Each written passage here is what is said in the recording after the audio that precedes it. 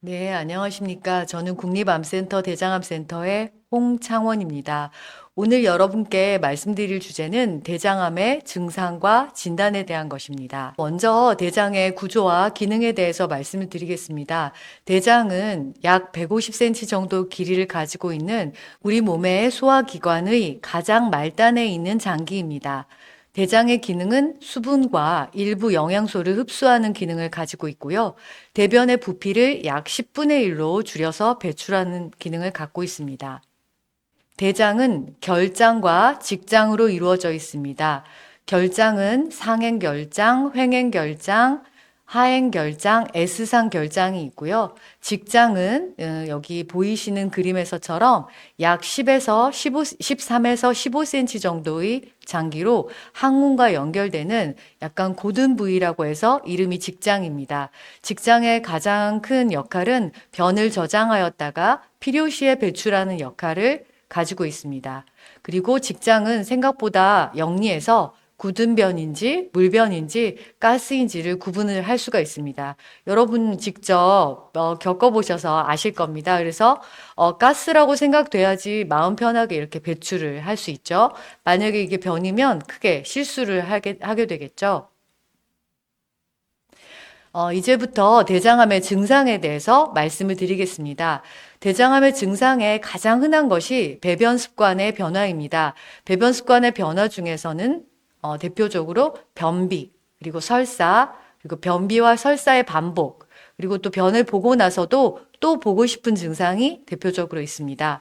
변비 증상이 왜 생길까요? 대장이 요렇게 요 정도의 굵기를 가지고 있다면 대변이 이렇게 잘 지나가고 있었는데 안에 혹이 생겨가지고 점차 좁아지면 변이 지나가기 힘들어지게 됩니다. 그래서 특히 이런 변비는 좌측장, 우리가 이제 좌측 결장에 변이 이미 굳어져서 내려온 부분이기 때문에 이렇게 장이 좁아지는 거에 있어서 변이 잘 지나갈 수 없는 증상이 생기기 쉽겠죠. 그래서 좌측장에서 만약에 혹이 커져서 대장암이 커져서 생기는 증상이 변비가 가장 흔하고요. 어느 날 변비가 점차 생기는 것 같았는데 뭔가 음식, 물, 그리고 운동 열심히 해도 변비가 좋아지지 않고 계속된다면 좌측 대장암을 의심해 볼 수 있겠습니다. 그렇다면 반대 같은 증상인 설사는 왜 생길까요? 말씀드린 대로 이렇게 장이 좁아져서 변이 잘 지나갈 수 없는 변비가 되었는데 위쪽에 변이 못 내려오고 있다가 며칠이 지나고 나면 굳어져 있던 변이 썩어서 설사처럼, 즉 물처럼 돼서 설사로 나와서 이 좁은 구멍을 통해서 나오게 됩니다. 그렇게 되면 변비가 며칠 지속되다가 갑자기 굉장히 고약한 냄새에 설사를 하게 되는 거죠. 그래서 변비, 설사 또는 변비와 설사의 반복이 대장암의 특징적인 증상이고 말씀드린 대로 좌측장에 대장암이 생겼을 때, 즉 직장암이라든지 하행결장, S상결장에 생겼을 때는 이러한 증상이 쉽게 나타날 수 있습니다. 마지막에 써 있는 변을 보고 나서도 또 보고 싶다. 이런 증상은 왜 생길까요?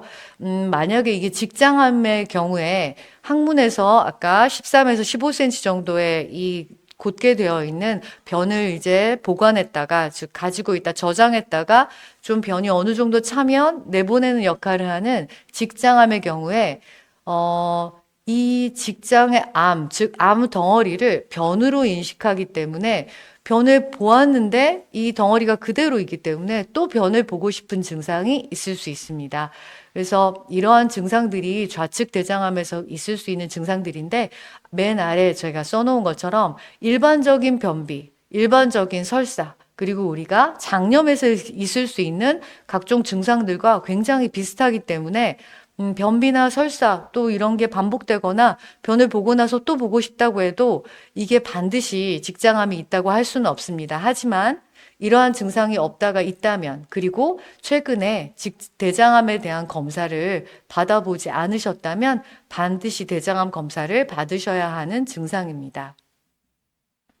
다음은 변의 변화입니다. 대장에 암이 생겼을 때는 그 암덩어리가 아까 그런 좁아져서 변을 막게 하는 것뿐만 아니라 대장암이 커지면 이렇게 암덩어리가 커졌겠죠? 그러면 이 암덩어리가 계속 장의 움직임에 따라서 움직이면서 표면이 쓸려서 피가 날 수도 있고요. 또 암덩어리가 커지면 표면에 궤양이 생깁니다.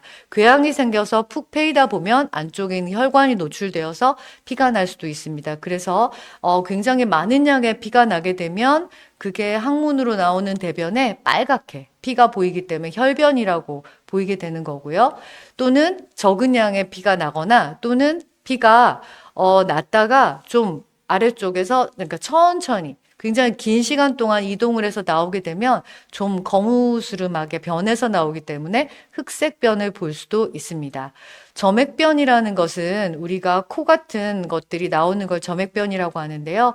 말씀드린 대로 암덩어리가 커지면 이게 변이라고 생각하기 때문에 이걸 내보내기 위해서 주변에 매끈매끈하게 점액을 분비해서 점액이 나오기도 하고 또는 점액을 분비하는 그런 대장암 종류도 있습니다. 그리고 혈성 점액변은 이 점액과 또 표면에서 난 피가 섞여서 혈성 점액변이 나올 수도 있습니다. 말씀드린 대로 변의 변화에는 변이 가늘어지는 증상도 있습니다. 말씀드린 대로 굉장히 암덩어리에 의해서 장이 좁아졌기 때문에 이 좁아진 곳을 통해서 나오려면 변이 가늘어져야 통과할 수 있겠죠? 특히 항문에서 가까운 곳에 혹이 생겼을 때는 변이 가늘어지는 특징을 가지고 있는데 어느 날은 변이 굵게 잘 나왔다가 어느 날은 가늘고 이거는 대장암의 특징적인 증상은 아니고요. 혹이 항상 존재하기 때문에 변이 한번 가늘어지면 계속 더 가늘어지게 힘들게 보는 게 대장암의 증상이고 가끔 가늘어지는 것은 변이 묽을 때 가늘게 나올 수가 있습니다. 맨 아래 써놓은 것처럼 이런 변의 변화도 변비나 치해 그리고 일반적인 장염 관련 증상과 비슷하기 때문에 이러한 증상이 있다고 해서 역시 그 대장암을 반드시 의심해야 되는 것은 아닌데 최근에 대장암에 관련된 검사, 뒤에 말씀을 드리겠지만 대변에 피가 섞여 있는지 보는 검사라든지 대장 내시경을 받지 않았다면 대장암을 의심해서 검사를 받으셔야 되겠습니다. 다음은 배변 관련 증상입니다. 대장암이 생겼을 때 배가 아플 수 있고요. 복부 팽만, 배가 빵빵해질 수가 있고 앞서 말씀드린 대로 변이 가늘어질 수가 있고요. 변을 보고 나서 또 보고 싶을 수 있습니다. 변이 가늘어지는 거나 변을 보고 나서도 또 보고 싶은 거는 앞에 말씀을 드렸고요. 복통이나 복부 팽만도 역시나 암이 커져서 좁아졌기 때문에 변을 제대로 내보낼 수가 없으니까 장이 이 변을 내보내기 위해서 계속 쥐어짜는 그렇기 때문에 복통이 생길 수가 있고요. 그리고 좁아져서 변이나 가스가 잘 내려올 수가 없기 때문에 위쪽이 늘어나서 복부 팽만, 즉 배가 빵빵한 증상을 느낄 수가 있습니다. 이런 증상들도 역시나 중요한 건 일시적인지 아니면 이러한 증상이 계속되는 지속적인지 여부, 그리고 점점 심해지는지, 즉 진행하는지 여부가 굉장히 중요하겠습니다. 다음은 비특이적인 증상으로 피로감, 여기에는 어지러움 또는 숨참 등의 증상도 포함할 수 있는데요. 또 식욕부진, 소화불량 등이 있습니다. 피로감은 대체로 우측장에 있는 대장암이 많이 커졌을 때 우측장에는 묽은 변이 지나가기 때문에 변이 암에 의해서 막혀서 못 나오는 것보다는 암덩어리가 커지면서 표면에서 피가 나는 증상이 있을 수 있는데 이 피가 소량 난다면 혈변이나 검은 변으로 보이는 증상까지는 이어지지 않습니다. 하지만 매일매일 아주 조금씩 피가 나더라도 이게 모여서 커지면 즉 몸에서 만들어지는 피의 양보다 매일매일 나는 피의 양이 많아진다면 빈혈이 올 수 있습니다. 그렇기 때문에 우리가 빈혈의 전형적인 증상인 피로감을 느낄 수 있고요. 피로하고 또 어지러울 수 있고 또 조금만 움직여도 숨차는 빈혈의 증상을 느낄 수가 있습니다. 식욕부진은 아무래도 대변을 제대로 못 보기 때문에 배가 빵빵하고 불편하니까 잘 식사를 할 수 없으니까 식욕부진이 일어나는 것이고 소화가 잘 안 된다고 느끼는 소화불량의 증상으로 느낄 수도 있습니다. 역시 아래 써놓은 것처럼 일반적인 피로나 일반적인 소화기능 저하와 비슷한 즉 아주 특이한 특징적인 증상은 아니기 때문에 이러한 증상들이 있다고 해서 대장암을 반드시 의심해야 되는 것은 아니지만 특별히 빈혈이 생길 만한 그런 이유가 전혀 없는데 빈혈 증상이 있다. 특히 나이가 드신 남자분들 그리고 뭐 폐경이 다 지난 여자분들에서 갑자기 이런 빈혈 증상이 있다면 반드시 대장암을 의심해야 되겠습니다. 다음으로 소개드릴 대장암의 증상으로는 기타 증상들이 있습니다. 기타 증상으로는 복부에 만져지는 호흡, 그리고 체중 감소, 복부에서 소리가 남, 그리고 방광이 눌리는 느낌, 그리고 항문 통증 등이 있습니다. 이런 것들이 왜 생기냐면 복부에 만져지는 혹은 특히 우측장의 경우에 우측장의 혹이 상당히 커질 동안 다른 증상이 없기 때문에 모르고 있다가 체중이 줄어들었다든지 해서 특히 원래 마르신 분들 같은 경우는 누웠을 때 복부에 혹이 그 전에 만져지지 않던 혹이 만져질 수가 있습니다. 그러면 우리가 어느 날 배를 이렇게 누워서 만져봤는데 없던 혹이 만져진다. 그럼 반드시 검사를 해보셔야겠죠. 또 체중 감소 같은 경우에도 두 가지가 있는데요. 앞서 말씀드린 대로 잘 못 드셔서 즉 소화불량이라든지 식욕이 저하되어서 잘 못 드셔서 체중이 감소할 수도 있고 또 우리가 암이 진행이 되면 굉장히 암을 키우는 데 많은 에너지가 소모되기 때문에 잘 드시더라도 체중이 감소할 수 있습니다. 그리고 복부에서 소리가 나는 경우는 이것도 역시 우측인 경우가 많은데요. 혹이 상당히 커지면 이제 이 혹을 지나가기 위해서 장이 많이 움직이고 좁아진 부위를 지나갈 때 환자분들 말씀으로는 시냇물이 흐르는 것 같이 졸졸졸졸 또는 콸콸콸 이런 소리가 날 정도로 복부에서 소리가 나는 게 실제 느껴지는 경우가 있고요.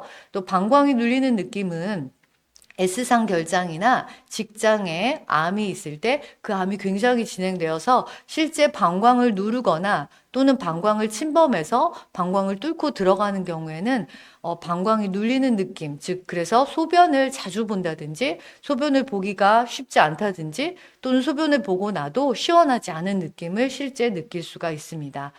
다음은 또 항문 통증인데요. 이거는 굉장히 아래쪽에 있는 직장암 중에 항문에 굉장히 가까운 경우에는 두 가지 경우로 이 암 때문에 직접적으로 암에 의해서 신경이 눌려서 항문이 아플 수도 있고요. 굉장히 대변을 하루에 여러 번, 심지어는 수십 번 볼 수도 있기 때문에 그것 때문에 항문이 아플 수도 있습니다. 그런데 역시 이런 여러 가지 기타 증상들도 정상 장기가 마르신 분들은 누웠을 때 만져질 수가 있거든요. 그래서 정상 장기를 만지고 뱃속에 혹이 있다 이렇게 오인할 수가 있고 또 뱃속에서 우리 배고프거나 또는 가스가 좀 많이 있을 때는 뱃속에서 가스가 막 움직이거나 또는 콸콸콸콸 하는 소리가 가끔 날 수가 있습니다. 그래서 이런 것들과 굉장히 유사한 증상이기 때문에 역시 정상에서도 이렇게 좀 오인할 수가 있는데 여러 번 강조를 드리지만 이러한 증상들이 얼마나 오래 지속되느냐, 그리고 점점 심해지느냐, 일단 이게 중요하고요.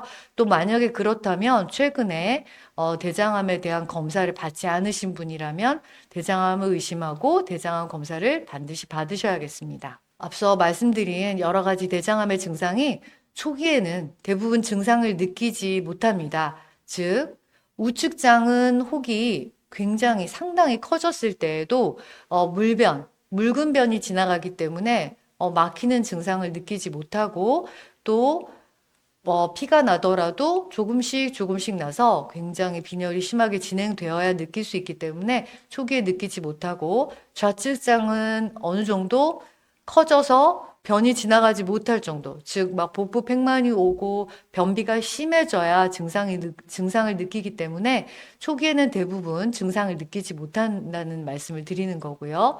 아래 보면 위치에 따라서 상당히 진행되어도 즉 우측장은 묽은 변이기 때문에 증상을 느낄 수 없다는 얘기를 다시 한번 드리고요. 하지만 진행암의 경우에는 70% 이상에서 증상을 느낄 수가 있습니다. 하지만 앞서 말씀드렸던 것처럼 우리가 그냥 흔히 겪는 변비, 그리고 가끔가다 있을 수 있는 설사, 그리고 어쩌다가 항문에서 피가 날 수도 있고, 또 뱃속에서 소리가 날 수도 있고, 그리고 가끔 코 같은 것들이 나오는 점액변도 느낄 수 있고, 볼 수가 있고요. 이러한 비특이적인 증상들이기 때문에 이러한 증상들이 나타났다고 해서 무조건 대장암이다라고 얘기할 수는 없습니다. 하지만 여러 번 강조를 드리지만 이러한 증상들이 생겼고 점점 심해지고 계속 지속된다. 이럴 경우에는 반드시 대장암을 의심하고 검사를 받으셔야겠습니다. 이제부터 대장암의 진단에 대해서 말씀을 드리겠습니다. 여러 가지 진단 방법이 있는데요. 분변 자멸 반응 검사라는 말을 들어보셨을 거예요. 왜냐? 이 검사는 현재 국가암 검진 항목이기 때문에 50세 이상의 분들이라면 다 들어보셨을 텐데요. 변에 혈액이 섞여 있는지 여부를 검사하는 것입니다. 이게 굉장히 미세한 혈액도 다 검출을 할 수 있기 때문에 굉장히 섬세한 검사이긴 한데요. 문제는 대장암에서 나오는 혈액이 아닌 장에서 출혈이 있을 수 있는 그런 것들과 구별이 되기 어렵다는 좀 단점이 있습니다. 그래서 보면 용종이나 대장암이 있을 때 이제 출혈이 있을 수 있기 때문에 이런 게 있는지 간접적으로 하는 검사입니다. 그리고 비교적 저렴한 비용, 그리고 나라에서 지금은 해주고 있기 때문에 거의 비용을 들이지 않고 검사를 할 수가 있고, 변을 받아서 가서 제출하면 되기 때문에 비교적 간편한 검사입니다. 하지만 말씀드린 대로 염증이나 치핵 그리고 기타 출혈, 가령 위에서 출혈이 날 수도 있고 소장의 어딘가에서 출혈이 날 수도 있고 심지어는 입속에서 출혈이 났는데 그걸 삼켜서 쭉 내려가면 이 분변 자멸 반응 검사에서 양성이 나올 수도 있고요. 항문이 쓸려가지고 살짝 피가 나는데 우리 눈에는 보이지 않는 정도. 그런 경우에도 피가 검출이 될 수 있습니다. 또 한 가지 단점은 대장암이 상당히 커져도 매일매일 피가 나고 있지는 않기 때문에 이 피가 나는 날 이 분변 자멸 반응 검사를 했다면 양성이 나올 수 있겠지만 피가 나지 않는 날은 대장암이 상당히 커져 있는 상태에서도 분변 자멸 반응 검사에서 음성, 즉 아무것도 없는 걸로 정상인 걸로 나올 수가 있습니다. 그래서 이제 간접적인 검사이고 이런 장단점이 있다는 것을 알고 계시고요. 하지만 현재 국가암 검진 항목으로 되어 있고 50세 이상은 매년 검사를 하도록 되어 있기 때문에 대장암을 검사할 수 있는 다른 검사를 하지 않으셨다면 분변 자멸 반응 검사라도 반드시 받으셨으면 좋겠습니다. 다음은 대장 이중 조영 검사라는 건데요. 장 정결제를 복용, 즉 대장 내시경 할 때처럼 약을 상당히 많은 양의 약과 물을 복용을 하고 다 설사를 해서 대변을 다 깨끗하게 비워야 좀 더 정확한 검사가 되기 때문에 장정결제를 복용해야 된다는 좀 불편한 점이 있습니다. 또한 용종이나 암이 보이기는 하는데 그걸 직접적으로 보는 게 아니라 엑스레이를 찍어서, 즉 방사선 사진, 우리가 그림자라고 표현을 하죠. 그런 걸 보는 검사이기 때문에 만약에 뭔가 이 사진에서 보인다라면 이러한 거를 다시 확진을 하기 위한 추가 검사가 필요합니다. 그리고 만약에 대변이 잘 비워져 있지 않다면 이런 남은 대변 등이 용종이나 암처럼 보일 가능성이 있기 때문에 이런 오인 가능성이 있는 좀 정확하지 않은 검사라고 할 수 있겠습니다. 그리고 그렇기 때문에 이 대장 이중 조영 검사는 확진을 위한 조직 검사를 해야 돼서 추가적인 대장 내시경 검사가 만약에 대장 이중 조영 검사에서 양성이라면 반드시 필요합니다. 다음은 대장 내시경 검사입니다. 앞서 말씀드린 대장 이중 조영 검사처럼 장 정결제를 복용하는 게 당연히 필요하고요. 예전에는 4리터, 요즘에는 2리터나 1리터, 심지어는 그거보다 더 적은 양의 약을 복용하고 물론 추가적인 물을 충분히 복용해서 전체적인 총량이 약 3리터 정도를 드셔야 되는데요. 요즘에는 이제 알약도 나왔습니다. 그렇지만 알약은 이 먹었을 때 입에서 맛이 느껴지지 않는다는 장점이 있어서 약을 먹었을 때 그 맛이 역해서 좀 토하시는 분들한테는 좀 도움이 되고요. 그렇지 않으면 알약이든 물약이든 전체적인 총량을 물을 약 3리터 정도 드셔야 큰 부작용 없이 이 변을 다 비워낼 수 있기 때문에 전반적으로 장 정결제를 복용하고 장을 비우는 과정은 상당히 힘든 과정입니다. 하지만 장 정결제 복용을 잘 하시고 특히 이 장 정결제를 복용하기 전에 약 3일 정도 음식을 굉장히 잘 주의를 하셔야 되는데 우리나라 같은 경우는 김치라든지 뭐 나물이라든지 채소 종류를 많이 드시고 또 식사를 하실 때 밥도 일반 백미보다는 이제 건강에 좋다는 이유로 잡곡밥, 뭐 흑미밥 이런 걸 많이 드시는데 잡곡밥이나 흑미밥 그런 것들을 드시거나 아까 말씀드린 뭐 김치, 뭐 채소 뭐 이런 것들을 많이 드셨을 경우에는 장 정결제를 열심히 드셔도 장이 깨끗하게 비워지지가 않습니다. 이럴 때에는 우리가 내시경을 들어가서 볼 때 이런 찌꺼기가 남아서 가려져서 용종이나 암이 잘 보이지 않거나 또는 이걸 제거하기 위한 과정에서 내시경이 계속 막혀서 검사를 더 이상 진행하지 못하고 중단을 해야 되는 검사를 받으시는 분한테 불리한 상황이 생길 수 있습니다. 그렇기 때문에 이왕에 고생을 하는 김에 3일 정도 음식을 잘 지키시고 그다음에 장 정결제도 이제 복용 방법을 잘 지켜서 장을 비우고 오셔서 검사를 하시면 정확한 검사를 하실 수가 있고요. 말씀드린 대로 이거는 앞에 다른 검사에 비해서 용종이나 암을 카메라로 직접 보고 촬영을 할 수 있기 때문에 직접적인 검사라고 할 수가 있고요. 발견된 암이나 용종을 조직 검사 또는 그 자리에서 제거가 가능한 검사입니다. 그러나 단점도 있습니다. 이게 이제 들어갈 때 가스를 집어넣는다든지 또는 장이 꼬인다든지 이런 과정에서 통증이 있을 수가 있고요. 또는 뭔가를 떼고 또는 장에 내시경이 들어가서 부딪힌다든지 해서 출혈이 있을 수도 있고 내시경으로 뭐 용종을 떼거나 암을 조직 검사하는 과정에서만 출혈이 있는 게 아니라 들어가는 과정에서 장이 찢어진다든지 굉장히 물론 드문 합병증이긴 한데 성공의 가능성도 있습니다. 즉 장에 구멍이 날 가능성이 있다는 거죠.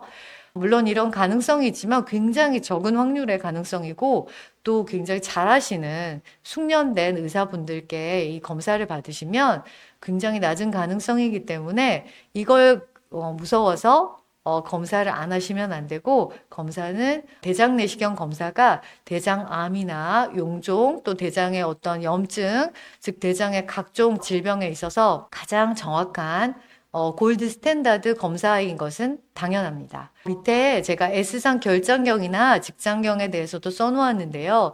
저희가 이제 이 대장내시경 검사를 받으려면 3일 정도 음식을 주의하고 또 약을 복용하고 하는 과정이 필요하기 때문에 때로는 환자분이 병원에 왔을 때 급하게 이건 너무나 뭔가 의심된다 할 때는 특히 아래쪽 즉 앞서 말씀드렸던 좌측에 생긴 직장암이라든지 S상 결장암이 의심되는 경우에는 병원에서 간단하게 관장을 해서 아래쪽에 있는 대변을 빼내고 S상 결장경을 보는 것도 하나의 방법이고요.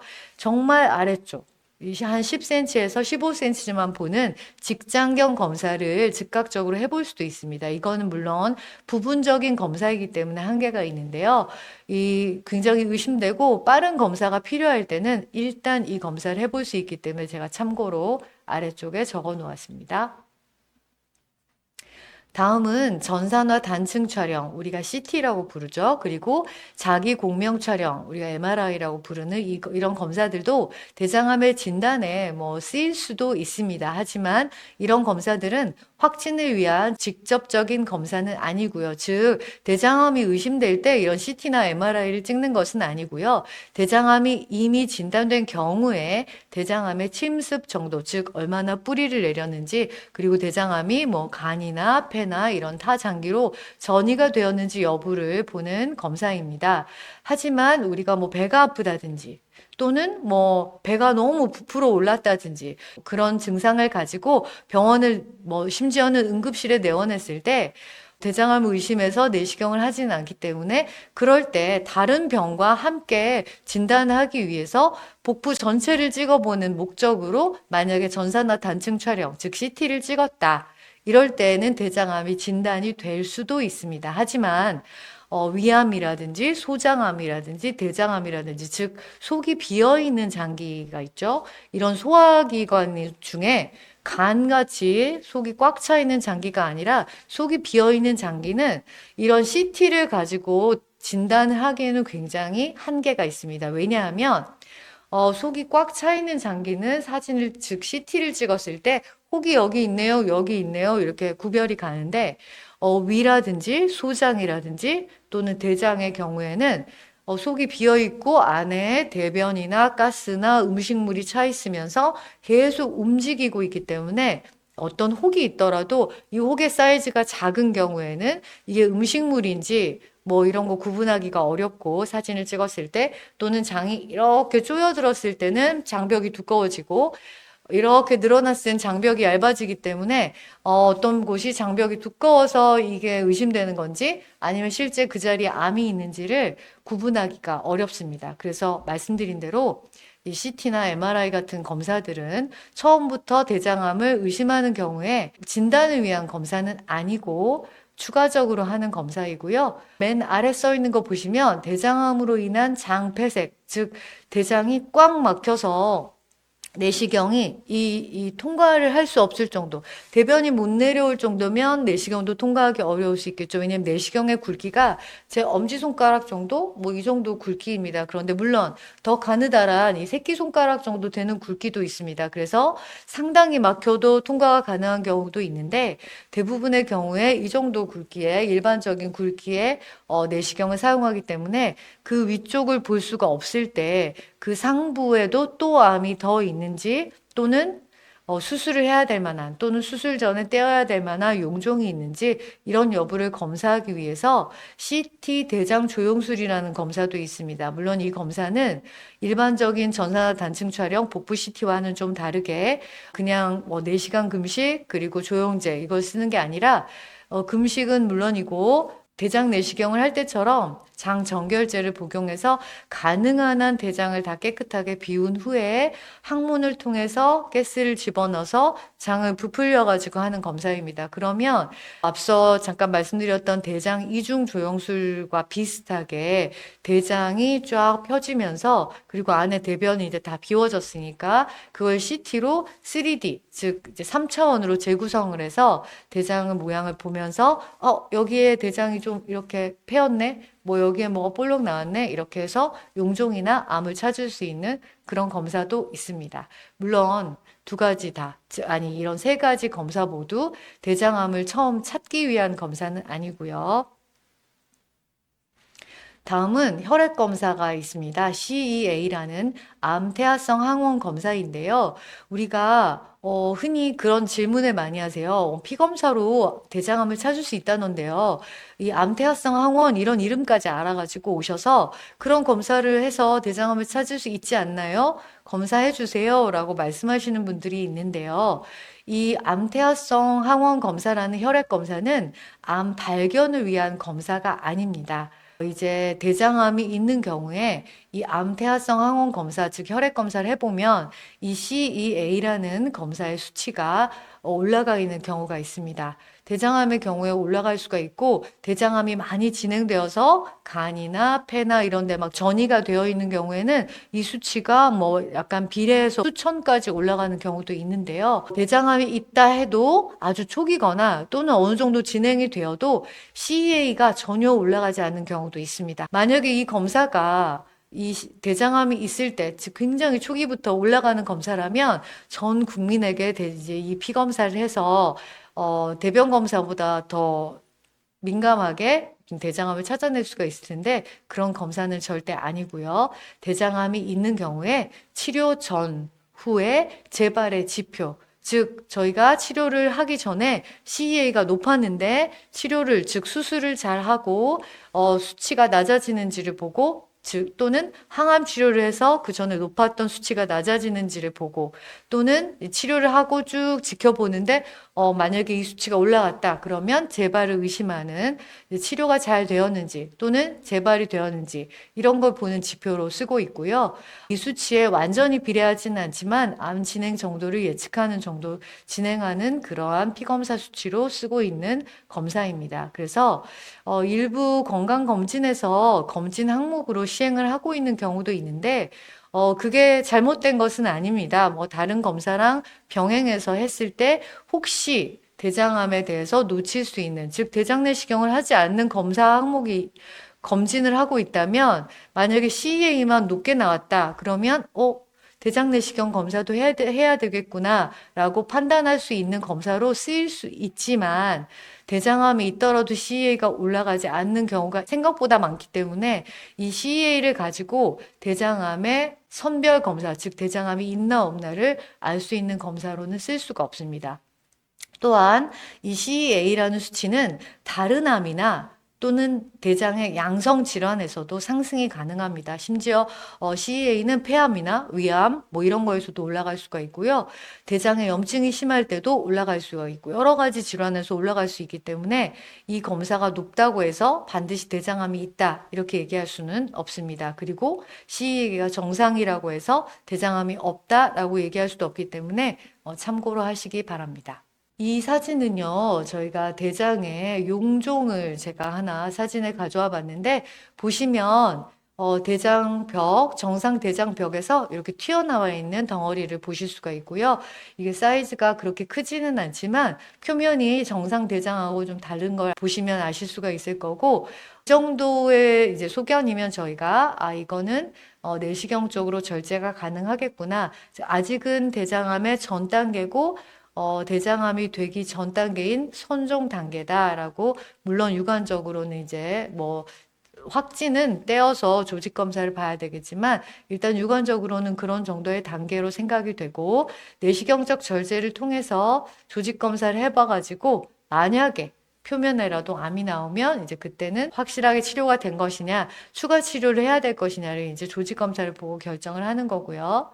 다음 사진을 보면 모양은 비슷한데 보시면 표면이 이거에 비해서 어때요? 좀 험악하게 생겼죠. 그리고 약간 뭔가 희끗희끗하기도 하고요. 그래서 이거는 이제 이런 물론 이 병변이 이걸로 진행한 건 아닌데 저희가 이제 비슷하게 생긴 모양을 예를 들어서 보여드리기 위해서 비슷한 모양을 가져왔고 이런 경우는 떼어서 저희가 보면은 벌써 이 표면에 암이 진행되어 있는 경우가 더 많은 경우이고요.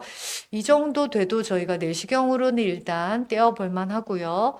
역시 내시경으로 떼었을 때 이 침습 정도라든지 주변으로 퍼진 정도를 예측해서 내시경으로 떼는 걸로 다 치료가 됐다라고 판단을 할 수도 있고 또는 이거는 안 되겠다. 수술적인, 즉 장을 잘라내는 수술적인 치료가 더 필요하겠다라고 조직 검사를 봐야 되는 정도이고요. 다음을 보시면 물론 이거보다 약간 크기도 커졌죠. 보시면 주변에 주름이 약간 끌려오는 것을 볼 수가 있고 이 표면에도 살짝만 건드려도 피가 나고요. 이 약간 패여 있는 소견을 볼 수가 있습니다. 대개 이러한 소견을 갖추고 있으면 이 여기에 암성 변화가 벌써 왔고 뿌리가 어느 정도 내렸다는 것을 알 수가 있고요. 저희가 내시경으로 이거를 떼기 위해서 시도를 해도 내시경으로 완벽하게 절제가 안 되는 경우가 많기 때문에 경우에 따라서는 조직 검사만 하고 아예 처음부터 수술을 권하는 경우가 대부분인 소견입니다. 다음은 보시면 이쪽은 정상벽이고 여기는 이렇게 굉장히 큰 혹이 있고 보시면 아까 앞서 여러 가지 말씀드렸던 대장암의 증상에서 말씀드린 것처럼 이렇게 상당 부분을 혹이 차지하고 있기 때문에 이 부분을 통해서 대변이 지나오기가 어렵겠죠. 그리고 표면에서 이렇게 피가 나고 있고 또 궤양이 있고요. 그리고 이 표면에 괴사, 장이 약간 이 조직이 좀 썩어가고 있는 것도 있기 때문에 굉장히 지독한 냄새와 함께 피도 나고요. 또 이렇게 약간 뭐 점액 같은 것도 분비되고요.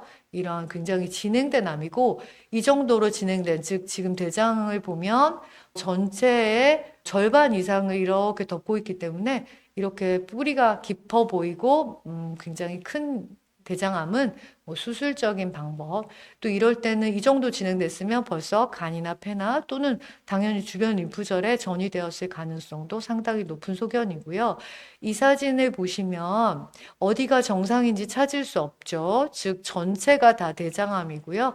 이 가운데 아주 좁은 이 부분만 대변이 통과할 수 있는 정도의 소견인데, 보시면 이 정도 소견이면 어때요? 우리가 대변이 딱딱해지면 도저히 통과할 수 없을 거라는 거를 짐작하실 수 있을 거예요. 그래서 이 정도 소견이면 굉장히 대변 보기가 힘들고, 거의 지금 보시면 이게 내시경을 위해서 약을 먹고 준비를 해서 본 건데, 이 대장 내시경은 여기를 통과해서 들어갈 수 없을 정도로 좁고요. 여기 막 대변이 묻어 있죠. 즉 약을 먹었는데도 이 위쪽은 대변이 다 빠져나올 수 없을 정도로 많이 좁아져 있는 소견입니다. 굉장히 진행된 대장암의 소견입니다.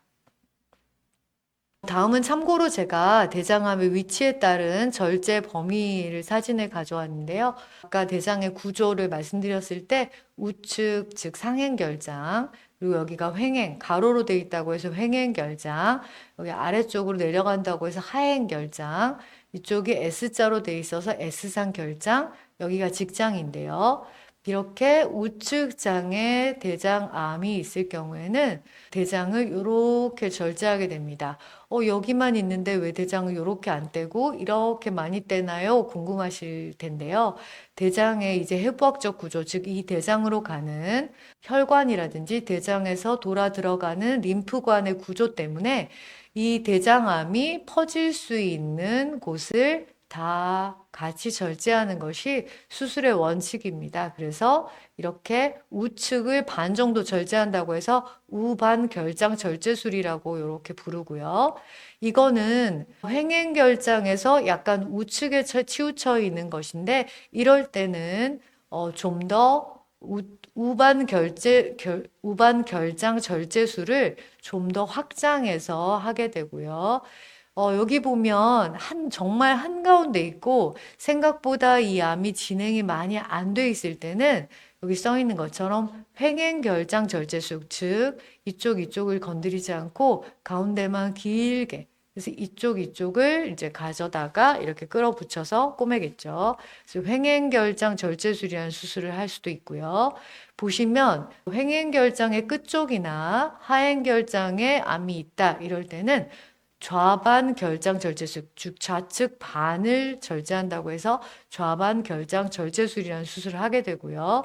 이 수술은 보시면 S상 결장이나 직장의 위쪽에 존재하는 암을 절제할 때는 전방 절제술이라는 수술을 하게 됩니다. 다음은 직장암, 즉 항문에서 13에서 15cm 정도가 직장이라고 말씀드렸는데, 이 직장에 암이 있는 경우에는 그 암에서 아래쪽으로 어느 정도 일정한 정도의 길이를 확보하고 위쪽으로 확보해서 이렇게 절제를 하기 때문에 이런 것을 저위 전방 절제술, 아까 말씀드렸던 전방 절제술보다 더 낮게 절제하기 때문에 저위 전방 절제술이라고 명명을 하고요. 이 부분을 쭉 끌어다가 이렇게 연결해서 보시면 이렇게 연결하게 됩니다. 그런데 굉장히 아래쪽, 즉 항문에 가깝게 연결하는 경우에 이 부분이 완전히 다 나아서 대변이 새지 않도록 잘 아무는데 시간이 걸리기도 하고, 특히 이렇게 직장암의 경우에는 수술 전에 항암 방사선 치료를 하고 나서 수술하는 경우도 흔하기 때문에, 즉 방사선 치료를 받았던 곳은 더 잘 낫지 않고 오래 걸리기 때문에 이게 완벽하게 낫는 데까지 시간이 걸리고, 그 시간 동안 음식을 먹지 않고 이곳을 계속 비워놓고 있을 수 없기 때문에 우측장에 이어지는 소장, 여기를 회장이라고 하는데요. 이 회장의 끝부분을 배로 꺼내어서, 여기가 지금 보면 복벽의 피부고요. 여기 구멍이 2개 보이는, 즉 소장을, 회장의 끝부분을 배 밖으로 꺼내서 인공 장루를 만든 것인데요. 이 임시적인 인공 장루를 꺼내 놓았다가 이곳이 완벽하게 다 아물었다고 판단될 때 다시 여기를 꼬매어서 집어 넣어주는, 그러면 대변이 쭉 내려와서 이렇게 항문으로 나갈 수 있겠죠.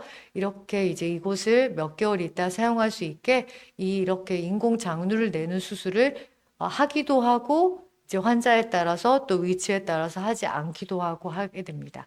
즉 저위전방 절제술을 하게 되면 항문에서 가깝게 이런 문압부가 위치하게 되는데 이러한 회장루는 낼 수도 있고 때에 따라서 내지 않을 수도 있다는 것을 참고하시고요.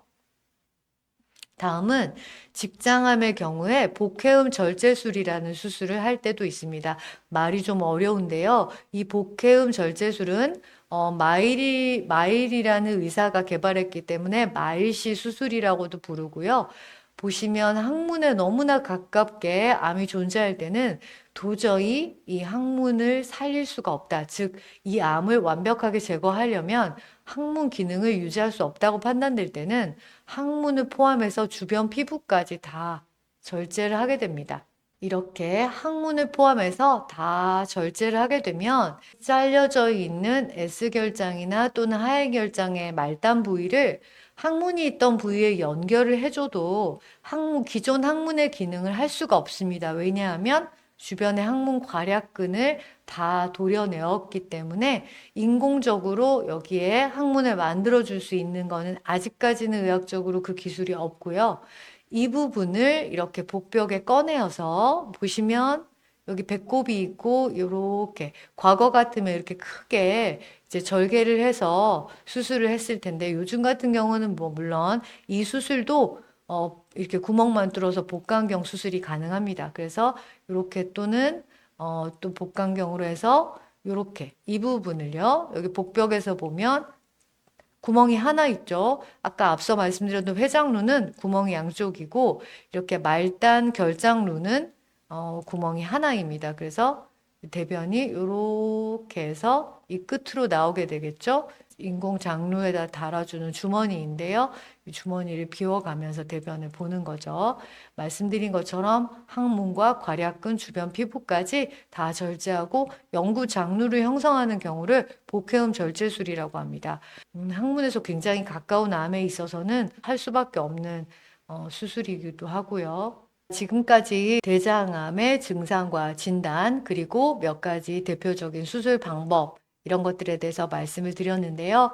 우리가 자칫 별거 아니겠지라고 지나칠 수 있는 몇 가지 그런 증상들이 대장암의 증상일 수도 있기 때문에 그러한 증상들이 어느 날 생겼다. 그리고 좀 지속이 된다. 점점 심해진다라고 생각이 되면 반드시 대장암을 의심해서 검사를 받으셔야 되는데 초기에 진단되는 게 굉장히 중요하기 때문에 검사를 빠른 시간 내에 받아보시길 권하고요. 그러면 언제 대장암 검사를 받아야 되느냐? 이제 그거에 있어서는 국립암센터와 그 대장암원 학회에서 만든 가이드라인이 있습니다. 그거에 따르면 가족력이 특별히 없고 또는 대장에 대해서 지금까지 뭐 치료를 받았다거나 이런 위험 요인이 없으신 분들이라도 만으로 50세에는 반드시 대장암에 대한 검사를 받으시라고 되어 있고요. 증상까지 있으시다면 대변 검사뿐만 아니라 대장 내시경 검사를 반드시 받아보시기를 권유드립니다. 이상입니다. 감사합니다.